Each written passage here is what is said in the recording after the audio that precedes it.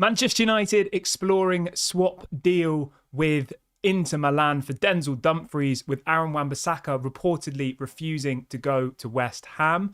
Amrabat loan deal could be on, with an approach made to Fiorentina, and a shock deal for André. Let's have a look at all of these stories on today's video. But before we get into that, please do me one small favour. Smash a like on this episode.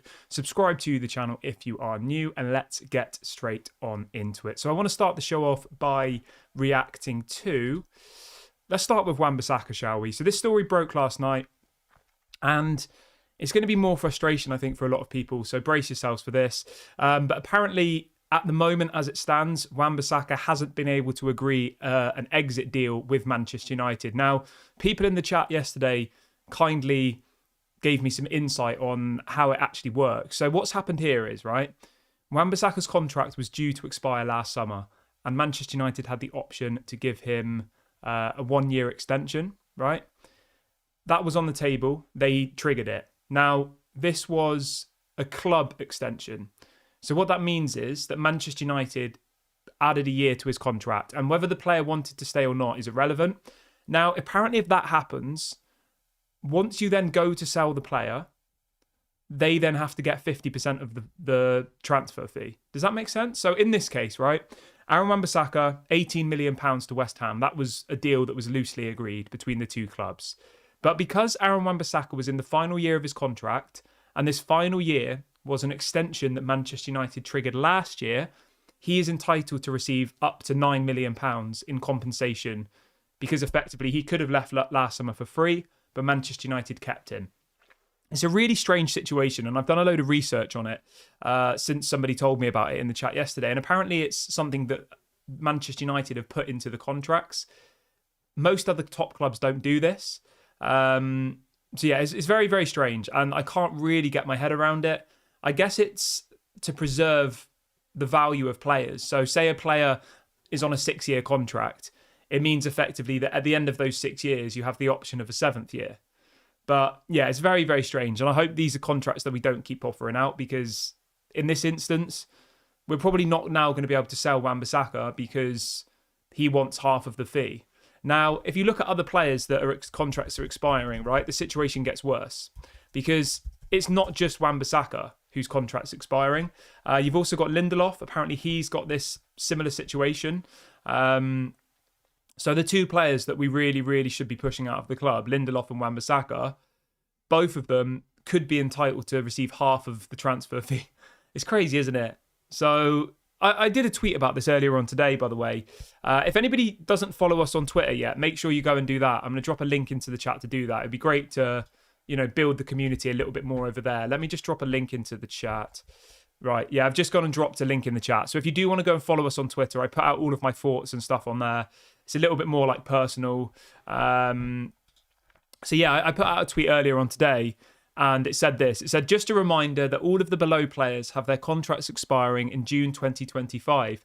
If they all refuse to leave this summer, then so be it. Next summer will be when real change happens.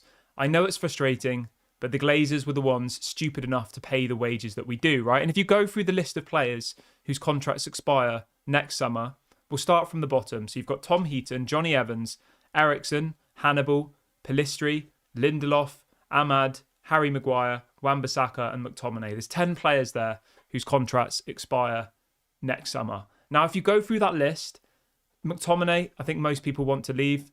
Wan-Bissaka, the same. Maguire, the same. Lindelof, the same. Hannibal, the same. Ericsson, the same. Johnny Evans, I mean, I'm not desperate for him to go, but we should have better than Johnny Evans at the age of 36, realistically. So Johnny Evans could be added to that list.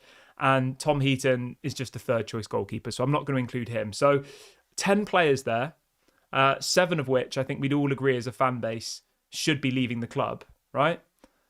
And we're not going to be able to get rid of them, probably. And people are, here screaming INEOS out. I've seen some people on Twitter over the last couple of days saying that INEOS are as bad as the Glazers. And I put out a tweet about this as well, because like I said, if you go over to my Twitter, I just put more of like my actual feelings towards things. So if you want to, if you want to have an argument with me about stuff, go onto Twitter, because that's where we'll be able to do that. So this is what I put out on Twitter this morning. I said, please help me understand. And this is a genuine question that I'm asking back to you. So help me understand. Some United fans are complaining that the Glazers Sorry, let me read it again. So it says, help me understand. United fans complain that the Glazers overpaid for players and have let this club rot, right? New sporting owners come in, yet the same fans complain that they're not willing to overpay and now are claiming they're as bad as the Glazers. Please help me understand this situation. And I genuinely feel like that this morning. My timeline today is absolutely filled with people saying that INEOS are as bad as the Glazers. But those same people 12 months ago would say it's a disgrace. We overpay on wages. We overpay on transfer fees. Like, how do we get around this, you know? Like, do we want INEOS to overpay on transfer fees? Is that what we want? We want them to go and get out more money on the credit card to fund these deals? Like, that's the bit that really, really confuses me.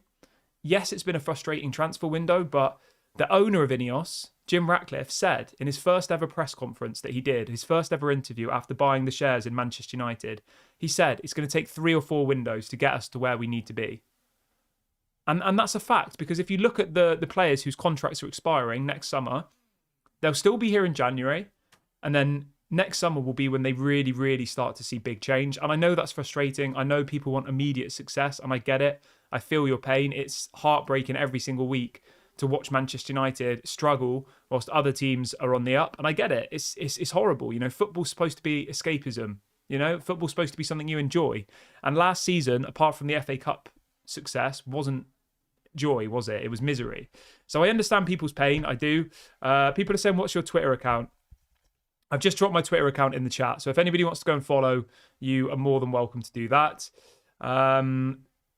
On the other hand, there are a lot of people, I can see people saying this in the chat, that people are purposely negative just to get interactions.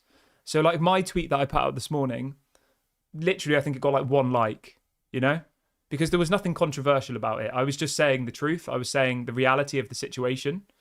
Whereas if I put out a tweet this morning saying INEOS should leave, they're a disgrace, all the rest of it, it would probably get hundreds of comments and people, you know? So you probably are right that negativity gets you more views, gets you more clicks, gets you more interactions. It might be people there just to argue with you, but I understand what you're saying there. And a lot of people don't want like a voice of reason. They want over dramatized screaming at the camera, like, and I'm not going to do that just because I'm just not about that, to be honest, as a person. And I'm not going to change who I am as a person just to try and get likes or followers on Twitter or to get subscribers on YouTube, you know? So yeah, but I just wanted to talk about that a little bit before we spend the next part of the show talking about transfers. And I just wanted to kind of get that off my chest because, you know, we can sit here all morning and speak about deals that are probably never going to happen. But I think it is actually important as a community and as a non-toxic community that we've all built together to be able to think that we can come together and share our thoughts on where we are at the moment. I am obviously disappointed with how the transfer window has gone, but I understand. I understand the situation we're in. We've got players who are refusing to leave. Players who, to be honest with you, I don't blame them. If I was them and the Glazers handed me £200,000 a week, say Maguire, and I was going to sit on the bench, I would take that. I would take that and run. None of these players have Manchester United in their hearts. None of these players are Manchester United fans. All they care about is money. All they care about is themselves. And that's how football is these days. And once you wake up and realise that, the blame has obviously got to be pointed at the Glazers. Now, what I will say is this. If next summer we're in a similar situation, then there's no excuses. Because all of these players that we want to leave will be gone next summer. That's a fact, because their contracts will be expired. Amad Diallo will get a new contract, which is obviously the correct decision. Pellistri maybe will get a new contract, but all of the others won't get a new contract. The other 8 players on that list will all be gone next summer. The Maguires, the Lindelofs, the Ericssons, the McTominays, like they'll be all gone. And then we'll have this fresh start. And there'll be no excuses of we don't have money, blah, blah, blah. Like that won't run next summer. So I know it's annoying. I know it's frustrating. But for me personally, I think INEOS have done quite well so far this year. They've removed over £1 million worth of wages since literally in the last month from getting rid of people like Varane, Martial, Greenwood, Donny van de Beek. I mean, for example, Martial was on 250k a week. Varane 350k a week. Donny van de Beek was on 150k a week. Greenwood was on about 100k a week. So those 4 players alone were on about 800 grand a week combined. And then when you add into the mix people like Willy Camboala, Brandon Williams, like some other people, we have literally shaved £1 million per week off our wage bill, which is about £52 million. And what I'm saying, right, is that we're not going to see the benefits of that immediately. It's going to take time, obviously, for your profit and sustainability stuff to sort itself out, for the INEOS to be able to undo the wrongs of the Glazers. So this window, yes, it's been disappointing. Yes, some people will say that they're setting up Erik ten Hag for failure, but that's not on INEOS. That's on the Glazers. And I would much rather us suffer for another 12 months than INEOS go to the bank and say, let's take out a loan of 200 million. Let's go and buy Ugarte for 60 million. Let's go and give Bayern whatever they want for De Ligt. Like, I don't want that to happen, because I think in the long run, if we go through the hardship, right, and we get our house in order, then in the future we will benefit from that. That's my opinion on it. Maybe I'm deluded. Maybe I'm naive. Maybe you think I'm crazy. Whatever. You can disagree with me. That's completely fine. I'm not gonna shoot you down. This isn't a dictatorship. That's just how I feel about the situation at the moment. My expectations remain the same for next year. I think top 8, top 6 is probably realistic. And I know people are going to be like, that's so negative. But even the day that we signed Lenny Yoro and Xerxes, I said, I think top 6 would be our best case scenario. Because you look at the other teams in the Premier League, right? Other teams that have been run well for the last decade, the Man Cities, the Arsenals, the Liverpools, like, they've done clever business. Even Newcastle in recent years, right?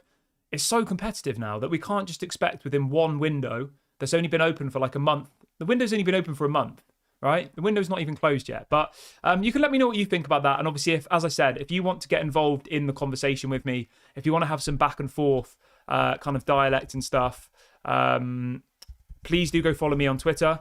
I've just dropped a link into the chat to do that. So you can, if you want to have some conversation with me, that's the best place to do it. So go and follow on Twitter. We've got over 1,000 people watching live now, which is amazing. If everyone could do me a small favor and smash a like on today's video, that would be really, really appreciated.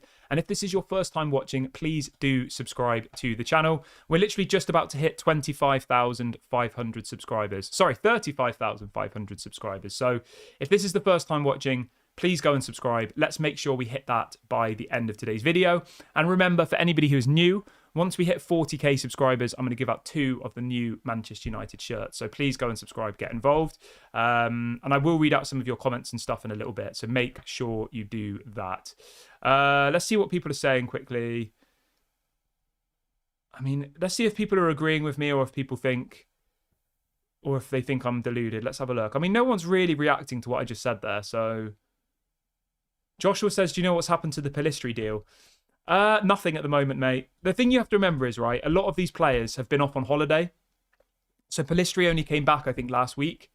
So, yeah, we'll wait and see what happens with Pellistri. I'd be very, very surprised if Pellistri is still here at the end of the window, you know? Because his contract expires next summer. There is definitely a resale value in Pellistri. He's obviously still young. He plays for the Uruguayan national team. It would be disappointing if, we don't get any money for Pellistri. Okay, let's move on from that, though. Let's jump on over to some player stories. And let's start with Wan-Bissaka then. So obviously we spoke about apparently him not willing to leave Manchester United. Effectively, he wants to go to Inter Milan. That's what's been reported in the last couple of days. David Ornstein came out, I think it was 2 days ago, saying that apparently Denzel Dumfries is still desperate to join Manchester United. And I want to ask you this. Would you swap Aaron Wan-Bissaka for Denzel Dumfries? Let's imagine that the West Ham deal is off and he can't go to West Ham. Would you do that swap deal? I'm going to do a poll on it now. So the question is going to be this. If Wan-Bissaka to West Ham is off, would you swap for Dumfries? So that's the situation here, right? Wan-Bissaka to West Ham's looking like it might not happen. Apparently, West Ham are now looking at alternative options as well. Apparently, they're looking at Kieran Trippier, which I don't really understand, but that's obviously fine. If that deal is off, would you do the swap deal? I would, 100%. And I think now, the more I think about it, okay, I think the swap deal makes a lot of sense. Because if we did a swap deal involving no money, then we don't have to pay off Wan-Bissaka, do we? Because you only have to pay him off if you receive a transfer fee. So if we literally did a like-for-like swap, Dumfries for Wan-Bissaka, that effectively means that we don't have to give Wan-Bissaka anything. Whereas if we sell Wan-Bissaka to West Ham, we would need to give him half of that transfer fee. So if we get 19 million for Wan-Bissaka, we'd have to give him 9 million to leave the club. And then the more you actually think about that, right, you get 9 million net after paying off his compensation package, and then you go and sign Mazraoui for 20 million. You know, like, that doesn't really sound like a good deal to me, personally. But, yeah, let's see what people are saying in the chat. K McDrone says, I totally agree with you, Kieran. Although the situation is frustrating, it's a mess left by the Glazers and the contracts they have given players. It wouldn't be surprised me if we don't sign anyone else. I think we will still do some deals. I'll talk about who I think we're going to sign in a minute, but I don't think it's going to be these marquee signings that, you know, some people think we're going to do, because effectively, if we can't sell McTominay, we can't sell Lindelof, we can't sell Eriksen, like, where's the money going to come from? INEOS aren't willing to go to the bank and borrow money. Now, I do want to add a little bit of a spin on this whole thing, and I'm going to say now, I don't know the answer to this question. So I'm going to put this out there, and I want people to let me know. If anybody knows the answer to this question, effectively let me know. Again, I put this up on my Twitter because, like, as I've said to you many, many times before, a lot of information I learn is off people from this chat and is off this community, you know? So I'm not in any way, you know, superior to you. But anyway, let me say what I want to say. So I put this out on Twitter earlier, and this is a genuine question. And if anyone knows the answer, please do let me know in the comment section, wherever it might be. The question is this. So, I wrote, genuine question. We supposedly can't buy players until we sell due to profit and sustainability rules, which is not INEOS' fault, okay? But if INEOS cleared the debt, or some of it, would it then allow us to spend more money? This isn't a dig at INEOS. I'm just trying to understand the situation better. And I echo that back to the chat. If anybody knows the answer on this, if anybody has more of more knowledge on how profit and sustainability works, my understanding is that debt is included in it, because every year we pay interest on that debt, and that is a cost, isn't it? So if they were to pay off some of the debt, would that then allow us to spend more money? I think the answer is yes, but I'm not 100%. So I don't want to put that out there and start spreading negativity if I don't know for sure that that's the case. But based off my understanding of the situation, if our debt was cleared, then surely that would allow us to spend more money, right? Maybe I'm wrong. Maybe someone will say that's not how it works. Let me know. I honestly want to know the answer to this question. Now, you could argue that it's the Glazers' debt, so why should INEOS pay it off? And I would probably agree with that. But yeah, it's a really, really interesting one, and I don't know the answer to it. But I always try and be fair on this channel, so I'm not going to sit here and say, I think INEOS have done well, they've got rid of $1 million worth of wages, they're not overpaying, like, I like what they're doing, but then hide away from this. Because in the back of my mind, I'm like, I understand INEOS' vision, I understand that they don't want to be overpaying for players, I understand they're getting rid of the high earners, and they've done well at that so far. But is there a world where if they had have paid off the debt, if part of their pledge when they bought the 30% of Manchester United was that they'd pay off the debt, would that then allow us to spend more money? That's the question. And I know a lot of people who wanted Sheikh Jassim said they wanted Sheikh Jassim because he was going to clear the debt. And I'll be honest, I wanted Sheikh Jassim because he was going to clear the debt. And I thought that in the long run, financially, he would be better for Manchester United. Obviously, you have other question marks around Sheikh Jassim, and we don't need to go back down that road again. But yeah, I thought for Manchester United's benefit, clearing the debt was the most important. And let's see what people are saying in the chat. And let's see if... Let's have a look. I can't see anybody answering my question, so I assume nobody knows the answer. People are just complaining. Ashley says it's more complicated than that. Al says INEOS never agreed to pay the debt. I'm not saying that they did, mate. I'm saying... I'm asking the question. If our debt was cleared, right, would it allow us to spend more money? That's the question. I'm not saying that INEOS should clear the debt. I'm asking the question just so I understand the situation more. If the debt was cleared, could we have spent more money this window? That's what I'm asking. You know? But I 100% agree. Like, INEOS shouldn't be clearing the Glazers' debt. Melchett says INEOS wouldn't need to borrow. Financial fair play max 500 million annual. I'm not sure what you mean there, mate. Let me know. Try and rephrase it. I don't really understand what you mean there. I'm not sure what Chris is saying. Okay, let's move on. So yeah, Denzel Dumfries, Apparently he wants to come to Manchester United. It doesn't massively excite me, Denzel Dumfries, but I think when you look at the situation, you look at the fact that Wan-Bissaka is going to leave for free next year, you look at the fact that we need to strengthen in that position, then a swap deal could be interesting. The only thing that kind of puts me off with Denzel Dumfries is obviously his age. He's 28. Also the fact that he's pretty one-sided, i.e. he can only play as a right back.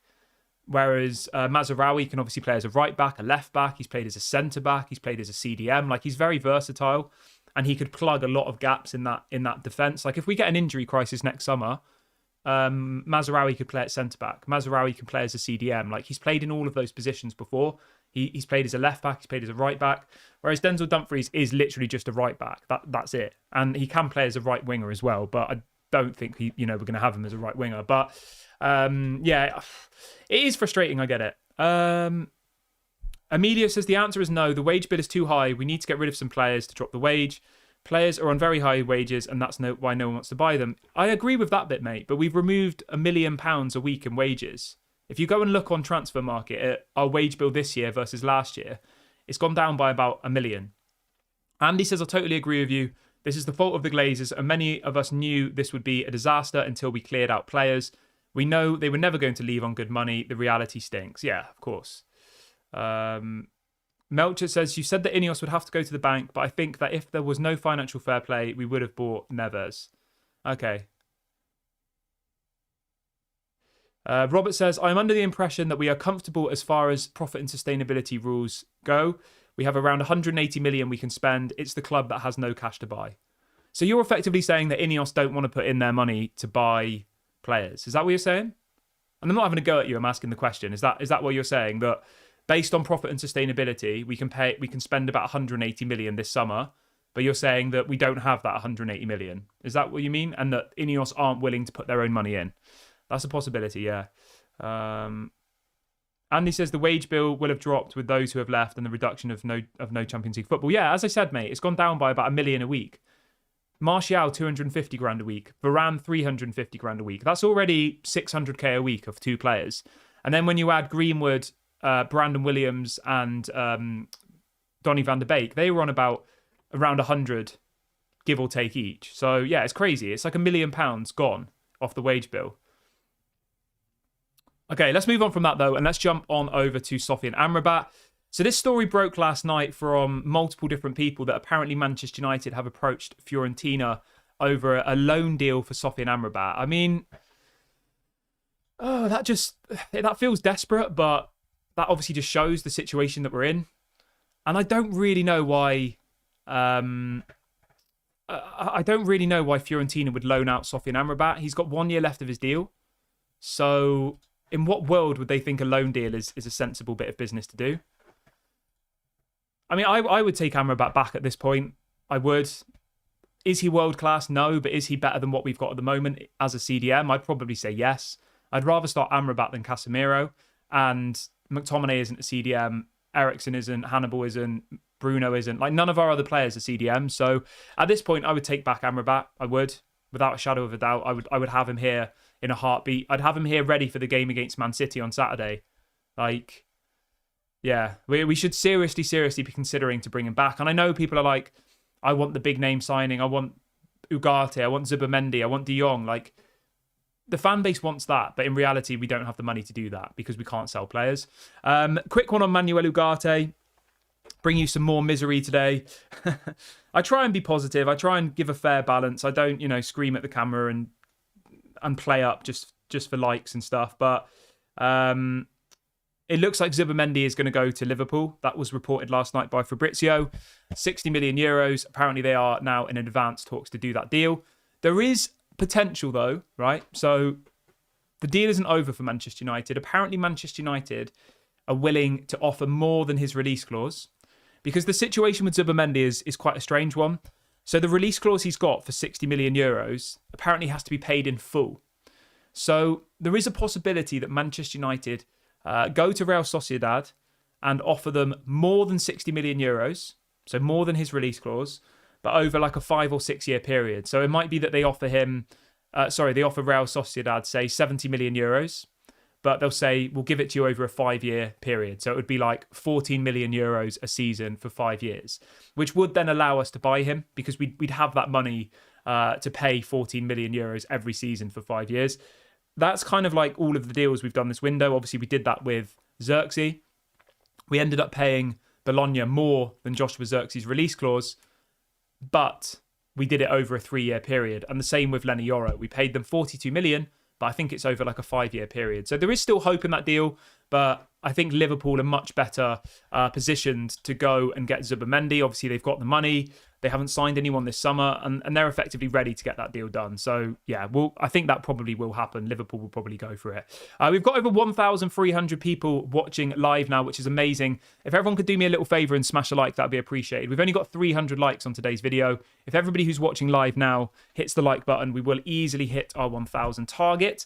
And if you haven't subscribed yet, we are now only one subscriber away from 35,500. So please go and subscribe right now if you haven't already. Let's make sure we hit that next target. And it's great to see loads of you coming and joining us on Twitter as well, actually. I never really plug our Twitter account, but I'm going to be way more active on Twitter over the next coming weeks. And as I said, it will be somewhere where I put more of my thoughts out. It'll be somewhere where we can have like proper conversation and, you know, have debate, because it's quite hard to read all of the chats that come in here. You know, I think we've had so far on this video like 700 live chats, so it's very difficult for me to read out all of them, whilst obviously making the show consistent and flowing, and not just, you know, reacting to people's messages. So yes, okay, let's move on from that though, and let's move over to this André guy from Fluminense. Really interesting profile player. There are multiple clubs trying to sign André, just to give you the full kind of picture. Apparently Fulham see him as an alternative to Scott McTominay. Another player we'll talk about in a minute is McTominay. But at the moment, so it says Manchester United are set to enter the race to sign André. It says Fulham have offered £20 million plus add-ons, which has been rejected by Fluminense, and their pursuit could now be complicated by Manchester United's interest. I'll be honest with you, right? I haven't seen this guy play very much. Like, I don't watch the Brazilian league, so I'm not going to sit here and lie to you. I have, you know, done my research though. I have watched as many videos as I can on him. I've watched scout reports. I've listened to a couple of South American football experts talk about him. He is 23 years of age. He is a CDM. He came through the Fluminense Youth Academy. He has been captained by Brazil.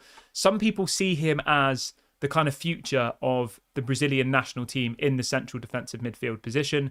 I think he'd be a really, really interesting signing. Now, can he adapt to the Premier League? That's the big question. I don't know the answer to that. He's got 2 years left on his deal. He apparently wants to leave Fluminense this summer. I think it's a realistic deal that we could do. Obviously, there's no release clause, so we would have to negotiate with Fluminense, but apparently they are willing to let him go for around £30 million. Again, that could be easily spread across like a 3-year deal, like we did with Xerxes, like we did with Lenny Yoro. So it could be that we give Fluminense 10 million this year, 10 the next year, and 10 the year after. I think he'd be an interesting profile. Now, is he better than Sander Berge? I'm not sure, to be honest. And I think that there's this obsession that just because he's from Brazil and he seems like a more exciting name, people immediately are like, let's go for him. When in reality, can we put our hands on our hearts and say that the Brazilian league is that much better quality than the Championship? Maybe it's not. And that seems to be the narrative, that Sander Berge isn't good enough for Manchester United because he's just been relegated to the Championship. Although, stats-wise, Sander Berge was one of the best in his position in the Premier League last season. He came to Old Trafford last season and was one of the best players on the pitch, when Burnley should have won that game. So, yeah, I'm open to any of these kind of cheaper profile options. I think André is interesting. I think Yusuf Fofana's interesting. Sander Berge is interesting. And obviously this Richard Rios guy is interesting as well. I don't really have a preference with those four, to be honest. I think they're all probably of a relatively similar ability. In all honesty, André, Sander Berge and Richard Rios are probably more the profile we're looking for. Probably André and Sander Berge are the more like specialist CDM type roles, whereas Richard Rios and Yusuf Fofana are they're more like flair players. They're good at progressing the ball, which maybe is what we need. You know, maybe we need someone who's good defensively, but also good at bringing the ball forward. But yeah, it'll be interesting to see what happens here. Obviously, if Fulham go for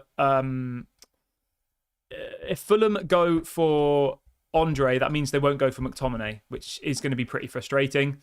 I think that people are laughing at me at how I've pronounced his name. Apparently, that is how you pronounce his name, Sanderberger. It's not Sanderberg. Go and watch a video on how to pronounce it. Apparently, it is Sanderberger. I've probably said it kind of wrong, but it's not Sanderberg. It's Sander. I don't know. Anyway, go and watch the pronunciation video of him. So people are saying, "Why are you saying burger?" I'm sure someone told me that. Maybe not. You can all laugh at me. I don't care. Whatever. I'll go and double check that afterwards. I was watching a really interesting video actually earlier on today with Tim Vickery, who is the South American football expert for Sky Sports, and he was saying that Richard Rios is a very interesting player, but before last season, like, he wasn't really in the spotlight, and they were saying that he's a little bit raw, he's a little bit aggressive. Yeah, he wasn't fully selling me on the prospect of him. Whereas he said André was like exactly the kind of player we need. So yeah, it'd be interesting to see. Kerwin says, I think Edison from Atalanta would be the best option. I would love Edison from Atalanta, mate. But I think again, he's like 50 to 60 million euros, you know, and I don't think we have the money to do that unless we sell players. And at the moment, it doesn't look like we're going to be able to sell anyone. So yeah, as much as I'd like Zubimendi, as much as I'd like Manuel Ugarte or Edison or whoever it is, like, these are all 50, 60 million euros players, and our budget's probably going to be like 20 to 30 million. Unless, of course, we can sell players, but I'm not going to rely on that. Okay, let's move on from that, though, and let's jump on over to, obviously, we spoke about Amrabat. Someone in the chat saying it is pronounced burger. I'm sure it is. Someone who was from Norway was talking to me and was like, "Oh, it really annoys me that everyone calls him Sanderberg. That's not how you pronounce it." And then he said how it was pronounced, and I was like, "That can't be right." And he said, "Well, yeah, it is." And anyway, so maybe I'm wrong. Maybe I'm crazy. Probably a little bit. Okay, let's move on from all of that, though. Let's move on from calling him Sanderberger. I'm sure someone from Norway will either tell me I'm right or wrong in the comments, so please do let me know.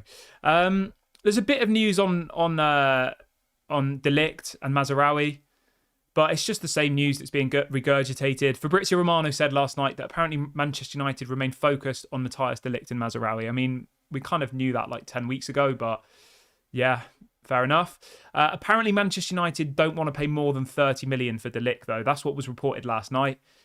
Bayern Munich obviously asking for 42 million guaranteed. So there's still a pretty big gap in valuation between what Manchester United want to pay and what Bayern Munich want to sell for. So there's still a lot of work left to do on that deal. Will De Ligt be in the squad for the game against Fulham? Probably not. That's a week tomorrow. If we signed him over this weekend, he'd probably do his medical mid next week and probably wouldn't then go into training until the end of next week. So I think that Fulham game is probably a write-off, and we'll probably just have, it will probably just have what we have now. Some people are saying about the pronunciation.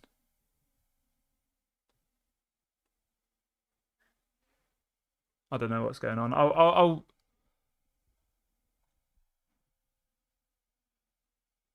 Okay, let's move on from that, though. So, yeah, I don't really know what to say on De Ligt and Mazraoui anymore, to be honest. It's just, we don't have the money is the simple answer. To buy Mazraoui, we need to get rid of Wan-Bissaka. And to buy De Ligt, they need to bring the price down massively, and we probably need to get rid of Lindelof. And at the moment, it doesn't look like either of those players are going to go. They might do. Things can change, you know? Things can change in the final weeks of the window. But at the moment, everything's gone very, very quiet. Maybe that's a good sign. Maybe in an hour's time, we'll get 3 here we goes and we'll all be singing from the rooftops about how great INEOS are. But it's impossible to say, isn't it? Obviously, I don't know what's going on behind the scenes at Manchester United. So I can only give you the information that's out there. I can't make up stories just to please people, unfortunately. I wish I could.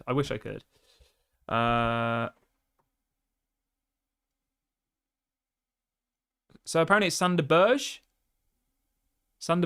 Oh, I don't know.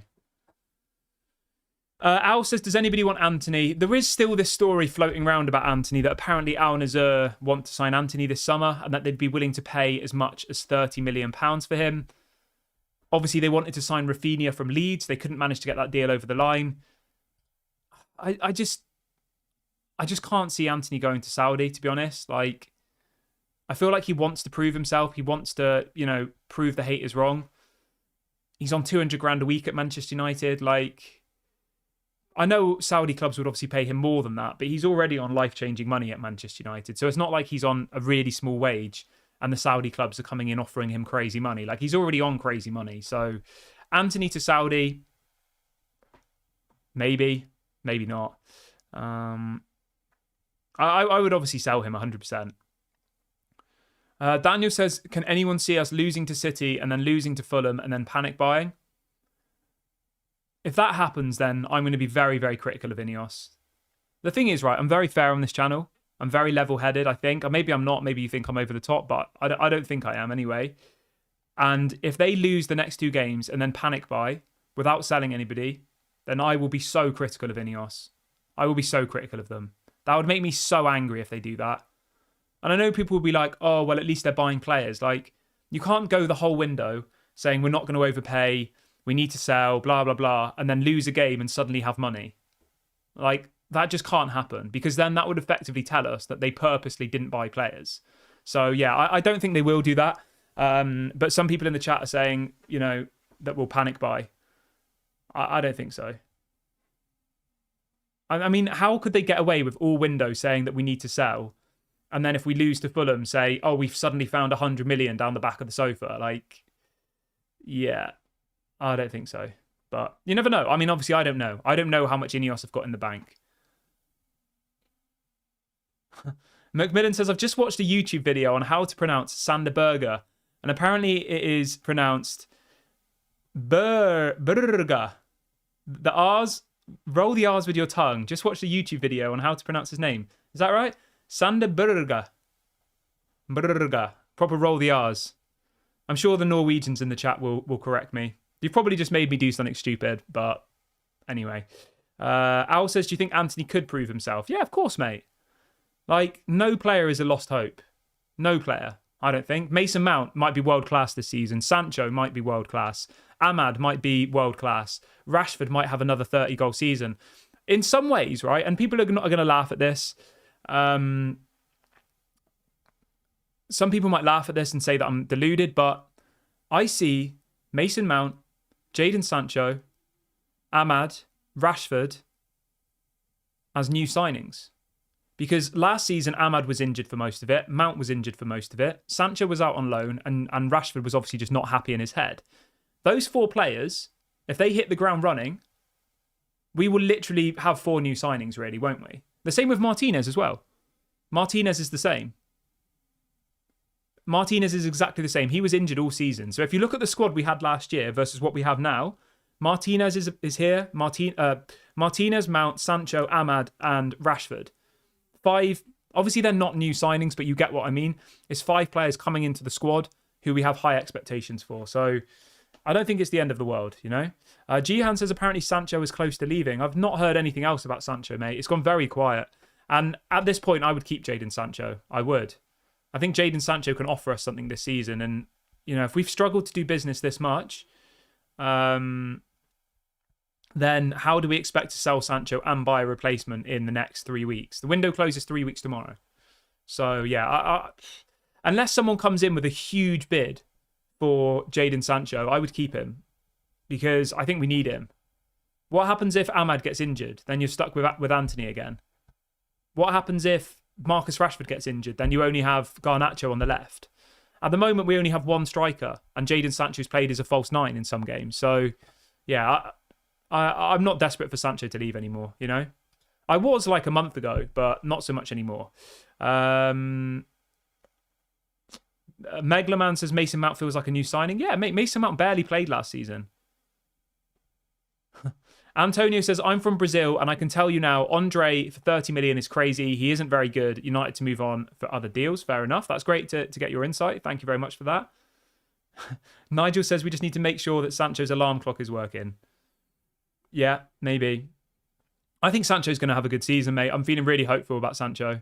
Really, really hopeful. I think he's got that like hunger back in him that he didn't have. He looks like he's playing with that, like, not skill, what's the word? He's playing with that flair again, which he looked like he didn't have before.